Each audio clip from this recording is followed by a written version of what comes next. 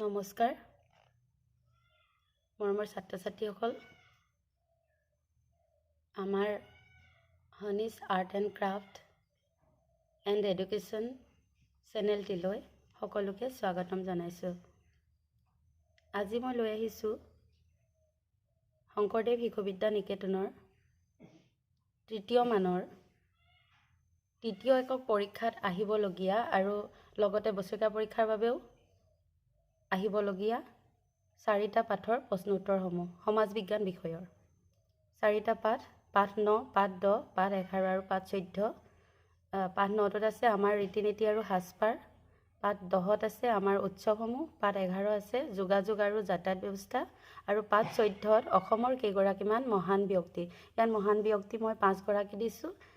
এইটো বিদ্যালয়লৈ বেলেগ বেলেগ হ'ব পাৰে কাৰণ ইয়াত মহান ব্যক্তি কেইবাজনৰ বিষয়ে আছে আৰু কেইগৰাকী দিয়ে সেইটো স্কুলে ঠিক কৰিব। মই ইয়াত 5 জনৰ বিষয়ে দিছোঁ আৰু লগতে চেনেলটো ভাল লাগে যদি মোৰ ভিডিঅ'সমূহ যদি ভাল পায় তেতিয়া চেনেলটো ছাবস্ক্ৰাইব কৰি ল'ব আৰু লাইক আৰু কমেণ্ট কৰিবলৈ নাপাহৰিব।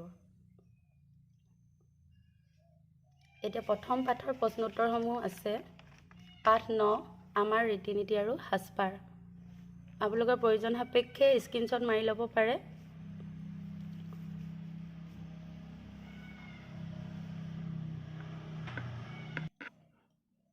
আমাৰ ৰীতি নীতি আৰু সাজপাৰ। ক প্ৰশ্নটো আছে ৰীতি নীতি কাক বোলে? উত্তৰ, আমি বাস কৰা সমাজখনত পৰম্পৰাগতভাৱে যি নিয়ম মানি চলা হৈছে তাকে ৰীতি নীতি বুলি কোৱা হয়। খটো আছে সকলো সমাজৰে ৰীতি নীতি একেনে? উত্তৰ, সকলো সমাজৰে ৰীতি নীতি একে নহয়। এইটো লিখিলেও হ'ব নিলিখিলেও হ'ব, মই দি দিছোঁ কাৰণ আমাৰ অসমীয়া সমাজখনত বিভিন্ন জাতি জনজাতিৰ লোক আছে। গ, আমি পৰিধান কৰা কেইবিধমান সাজপাৰৰ নাম লিখা। উত্তৰ, আমি পৰিধান কৰা কেইবিধমান সাজপাৰৰ নাম হ'ল মহিলাসকলৰ ৰিহা চাদৰ মেখেলা, পুৰুষসকলৰ চুৰিয়া আৰু পাঞ্জাবী চোলা। ঘ, প্ৰাচীন কালত মানুহে কি পৰিধান কৰিছিল? প্ৰাচীন কালত মানুহে গছৰ বাকলি পৰিধান কৰিছিল।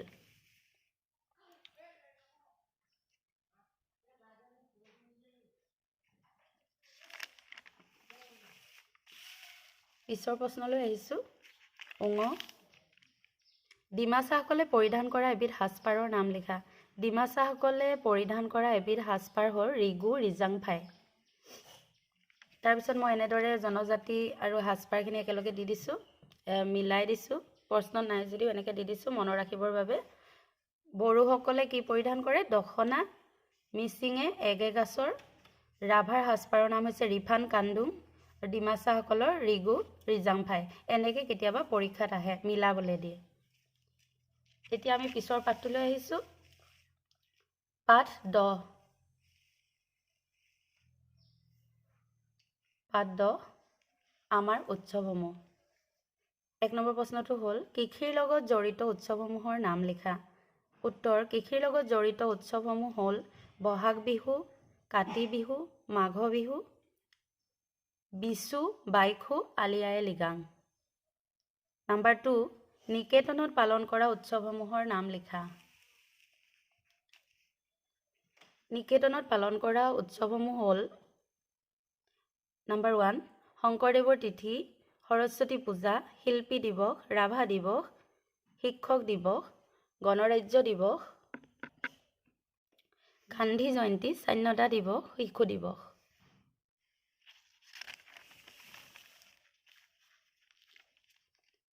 3 নম্বৰ প্ৰশ্ন, ৰাষ্ট্ৰীয় উৎসৱসমূহৰ নাম লিখা। ৰাষ্ট্ৰীয় উৎসৱসমূহ হ'ল গণৰাজ্য দিৱস 26 জানুৱাৰী তাৰিখে পালন কৰা হয়, স্বাধীনতা দিৱস 15 আগষ্ট তাৰিখে পালন কৰা হয়, গান্ধী জয়ন্তী 2 অক্টোবৰ তাৰিখে পালন কৰা হয়। এই ৰাষ্ট্ৰীয় উৎসৱসমূহ আমি ৰাষ্ট্ৰৰ সকলোৱে পালন কৰোঁ। 4 নম্বৰ, উৎসৱৰ জৰিয়তে কিদৰে আমাৰ মাজত একতাৰ ভাৱ বৃদ্ধি হয়? উৎসৱৰ যোগেদি আমি মিলাপ্ৰীতি আৰু বন্ধুত্ব ভাৱ গঢ়িব পাৰোঁ। উৎসৱ পালনৰ যোগেদি আমাৰ সমাজত চলি থকা সংস্কৃতি ৰক্ষা কৰিব পাৰোঁ। উৎসৱে আমাৰ মনত আনন্দ দিয়ে। এই উৎসৱবোৰে সমাজৰ ধনী দুখীয়া উচ্চ নীচৰ ভেদভাৱ পাহৰাই সকলোৰে মাজত একতাৰ ভাৱ জগাই তোলাত সহায় কৰে।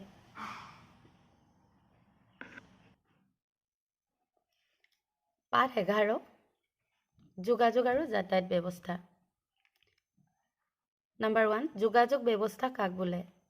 উত্তৰ এঠাইৰ খা খবৰবোৰ আন ঠাইলৈ পঠিয়াব পৰা ব্যৱস্থাটোক যোগাযোগ ব্যৱস্থা বোলে। 2 আমাৰ দেশৰ প্ৰধান যোগাযোগ ব্যৱস্থাবোৰৰ নাম লিখা। উত্তৰ আমাৰ দেশৰ প্ৰধান যোগাযোগ ব্যৱস্থাবোৰৰ নাম হ'ল 1 ডাক সেৱা, 2 টেলিফোন, 3 ৰেডিঅ' বা অনাতাঁৰ, 4 বাতৰি কাকত, 5 টেলিভিছন বা দূৰদৰ্শন, 6 ফেক্স, 7 ইণ্টাৰনেট। 4 যাতায়াত ব্যৱস্থা বুলিলে কি বুজা? উত্তৰ এখন ঠাইৰ পৰা আন এখন ঠাইলৈ অহা যোৱা কৰা ব্যৱস্থাকে যাতায়াত ব্যৱস্থা বোলা হয়।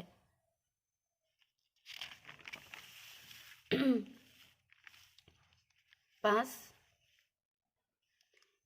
অসমত কেই প্ৰকাৰৰ যাতায়াত ব্যৱস্থা আছে আৰু কি কি? উত্তৰ অসমত 4 প্ৰকাৰৰ যাতায়াত ব্যৱস্থা আছে। 1 স্থলপথ, 2 জলপথ, 3 ৰেলপথ, 4 আকাশী পথ। 6 চমু উত্তৰ দিয়া। প্ৰাচীন কালত যাতায়াতৰ কি ব্যৱস্থা আছিল? উত্তৰ প্ৰাচীন কালত মানুহে ঘোঁৰা, হাতী, উট, গৰু গাড়ীত উঠি বা খোজকাঢ়ি অহা যোৱা কৰিছিল। উত্তৰ পূব সীমান্ত ৰেলপথৰ প্ৰধান কাৰ্যালয় ক'ত আছে? উত্তৰ পূব সীমান্ত ৰেলপথৰ প্ৰধান কাৰ্যালয় গুৱাহাটীৰ মালিগাঁৱত আছে। গ অসমত থকা আন্তঃৰাষ্ট্ৰীয় বিমানবন্দৰটোৰ নাম কি? অসমত থকা আন্তঃৰাষ্ট্ৰীয় বিমানবন্দৰটোৰ নাম হ'ল গুৱাহাটী বৰঝাৰত আছে লোকপ্ৰিয় গোপীনাথ বৰদলৈ আন্তঃৰাষ্ট্ৰীয় বিমানবন্দৰ। মই 3 নম্বৰ প্ৰশ্নটো এইফালে দিছিলোঁ শেষলৈ, কাৰণ এইটো দীঘল, শেষৰ ফালে দিছিলোঁ। চমুটোকা লিখা। ক বাতৰি কাকত। বৰ্তমান যুগত আটাইতকৈ জনপ্ৰিয় যোগাযোগ ব্যৱস্থাটো হৈছে বাতৰি কাকত।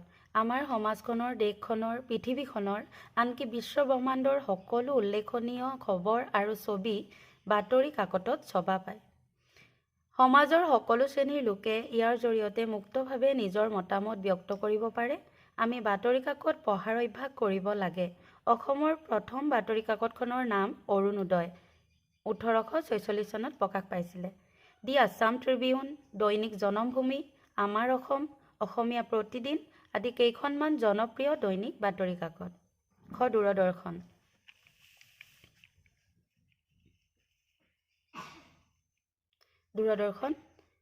দূৰদৰ্শন হৈছে বৰ্তমান সময়ৰ অতি জনপ্ৰিয় শ্ৰৱণ দৰ্শন সঁজুলি। শ্ৰৱণ দৰ্শন মানে হৈছে দেখিবও পাৰে আৰু শুনিবও পাৰি, হয়নে? শ্ৰৱণ মানে শুনা আৰু দৰ্শন মানে দেখা। পৃথিৱীৰ যিকোনো ঠাইৰ ঘটনা, খেল ধেমালি, গীত মাতৰ অনুষ্ঠান আৰু শিক্ষামূলক কাৰ্যসূচীসমূহৰ হুবহু ছবি চাব পৰা বাবে টেলিভিছনৰ জনপ্ৰিয়তা বাঢ়িছে। টেলিভিছন হৈছে যোগাযোগৰ লগতে জ্ঞান লাভৰো মাধ্যম। পিছে অধিক টেলিভিছন প্ৰীতিয়ে ছাত্ৰ ছাত্ৰীৰ ক্ষতি কৰে, মানে বেছিকৈ চাব নালাগে। ঘ ডাকঘৰ। এজনে আন এজনলৈ চিঠি পত্ৰ, টকা পইচা আৰু সৰু সুৰা বয়-বস্তু পঠিওৱাৰ বাবে ডাক সেৱা হ'ল এক উত্তম যোগাযোগ ব্যৱস্থা।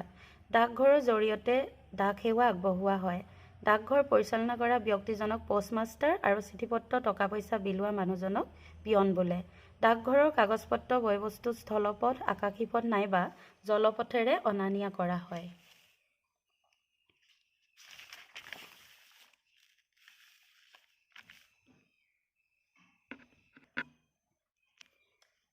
ঘৰ ৰেডিঅ'। অনাতাঁৰ কেন্দ্ৰৰ পৰা পঠিওৱা বা বাতৰি আমি ঘৰৰ ৰেডিঅ'ৰ সহায়ত শুনিব পাৰোঁ। অনাতাঁৰ কেন্দ্ৰৰ জৰিয়তে গীত মাত, নাটক, খেল ধেমালিৰ বিৱৰণ, বিভিন্ন ধৰণৰ আলোচনাৰ উপৰি ছাত্ৰ ছাত্ৰীৰ বাবে ভালেমান শিক্ষামূলক অনুষ্ঠান প্ৰচাৰ কৰা হয়। সৰ্বসাধাৰণ লোকৰ বাবে ৰেডিঅ' হ'ল উত্তম যোগাযোগ আৰু শিক্ষা লাভৰ মাধ্যম। ইয়াৰ পিছৰ দুটা পাঠ দিয়া নাই, থাৰ্ড ইউনিট টেষ্টৰ কাৰণে নাই দিয়া, তৃতীয় এককৰ কাৰণে। পাঠ নং 14ৰ পৰা অসমৰ কেইগৰাকীমান মহান ব্যক্তি 5জন ইয়াত মই দিয়া আছে। প্ৰথমজন হ'ল চাওলুং চুকাফা। এক নম্বৰ প্ৰশ্ন, আহোম ৰাজবংশৰ প্ৰতিষ্ঠাতা কোন আছিল? আহোম ৰাজবংশৰ প্ৰতিষ্ঠাতা হ'ল স্বৰ্গদেউ চাওলুং চুকাফা। চুকাফাই কেতিয়া অসমত প্ৰৱেশ কৰিছিল? উত্তৰ চুকাফাই 1228 খ্ৰীষ্টাব্দত অসমত প্ৰৱেশ কৰিছিল। চুকাফাই কিমান বছৰকাল ৰাজত্ব কৰিছিল? চুকাফাই 41 বছৰকাল ৰাজত্ব কৰিছিল। 4. আমাৰ ৰাজ্যখনৰ নাম অসম হোৱাৰ আগেয়ে কি নামেৰে জনাজাত আছিল? উত্তৰ: আমাৰ ৰাজ্যখনৰ নাম অসম হোৱাৰ আগেয়ে প্ৰাগজ্যোতিষপুৰ, কামৰূপ আদি নামেৰে জনাজাত আছিল।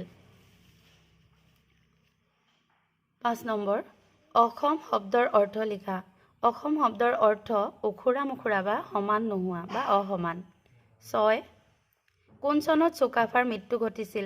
1268 চনত চুকাফাৰ মৃত্যু ঘটিছিল।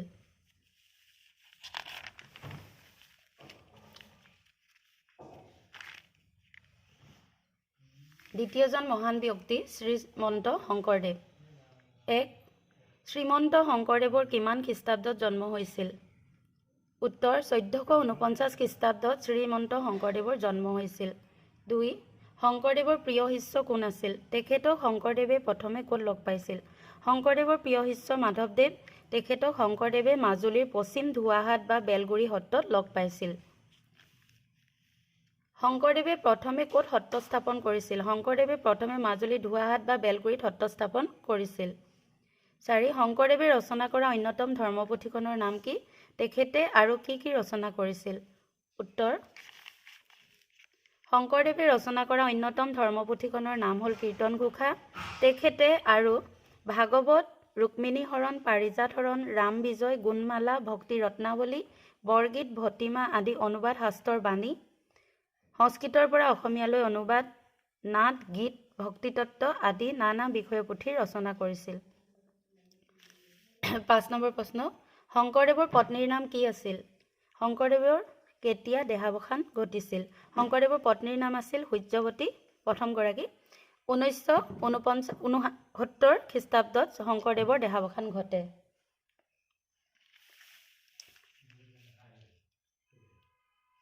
3 নম্বৰজন মহান ব্যক্তি শ্ৰী শ্ৰী দামোদৰদেৱ।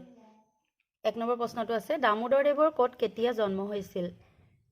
উত্তৰ: 1488 বা 88 খ্ৰীষ্টাব্দত ফাগুন মাহৰ শুক্ল একাদশী বৰদোৱাৰ ওচৰৰ নলচা গাঁৱত দামোদৰদেৱৰ জন্ম হয়। দামোদৰদেৱে ক'ত শাস্ত্ৰ অধ্যয়ন কৰিছিল? নৱদ্বীপৰ বেদজ্ঞ পণ্ডিত কলাপ চন্দ্ৰৰ অধীনত দামোদৰদেৱে বেদাদি শাস্ত্ৰ অধ্যয়ন কৰিছিল। 3 নম্বৰ, মহাপুৰুষ দামোদৰদেৱে কি ধৰ্ম প্ৰচাৰ কৰিছিল?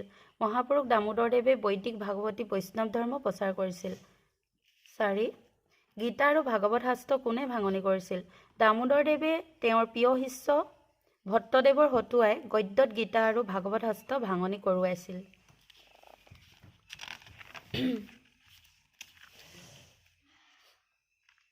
4 নম্বৰ, শ্ৰী শ্ৰী মাধৱদেৱ। 1 নম্বৰ প্ৰশ্ন, মহাপুৰুষ মাধৱদেৱৰ ক'ত কেতিয়া জন্ম হৈছিল?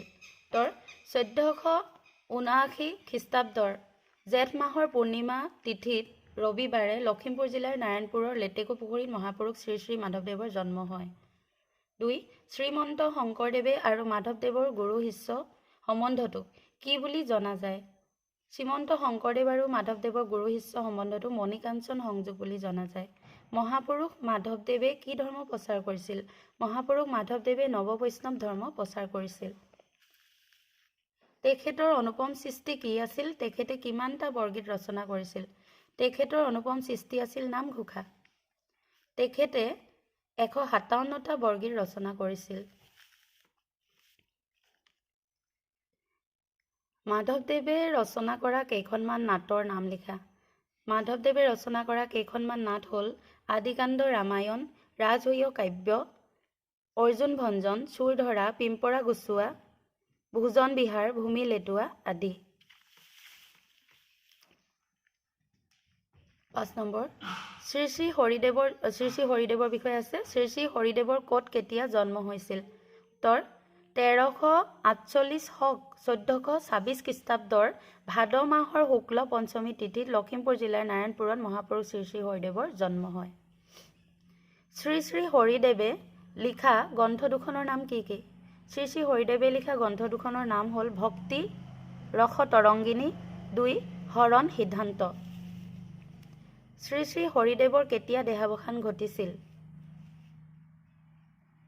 উত্তৰ: শ্ৰী শ্ৰী হৰিদেৱৰ 1488 বা 88 শক 1566 খ্ৰীষ্টাব্দৰ জেঠ মাহৰ অমাৱস্যা তিথিত দেহাৱসান ঘটিছিল।